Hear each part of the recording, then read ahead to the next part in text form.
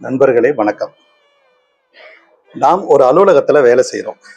சில பல காரணங்களால அந்த அலுவலகத்தை விட்டு நின்று போகக்கூடிய ஒரு சூழ்நிலையும் ஏற்படுது.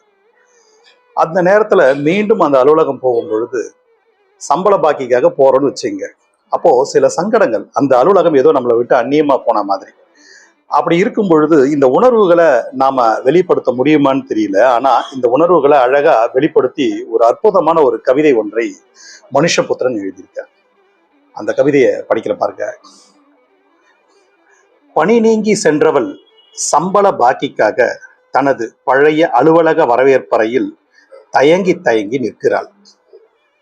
தான் சகலமும் ஆட்கொண்டிருந்த அந்த இடத்தில் இன்று ஏதேனும் ஒரு நாற்காலியில் உட்காரலாமா என்று தடுமாறினாள்.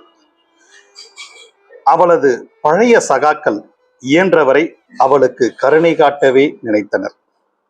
ஆனால் ஒரு சங்கடம் அங்கே பனியாய் படர்ந்தது. அவளுக்கு ஒரு கிளாஸ் தண்ணீர் தேவையாக இருந்தது. யாரிடம் கேட்பது என்று தெரியவில்லை. தண்ணீர் இருக்கும் இடம் அவளுக்கு தெரியும்.